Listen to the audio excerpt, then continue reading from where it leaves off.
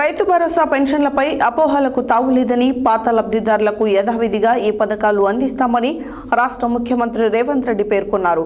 ఆదివారం హైదరాబాద్లో ప్రజాపాలన దరఖాస్తుల సరళి క్షేత్రస్థాయిలో పరిస్థితులపై ప్రభుత్వ ప్రధాన కార్యదర్శి శాంతికుమారి, ముఖ్య కార్యదర్శి విశేషాద్రితో ముఖ్యమంత్రి రేవంత్ రెడ్డి సమీక్ష నిర్వహించారు. ఈ సందర్భంగా వారు మాట్లాడారు.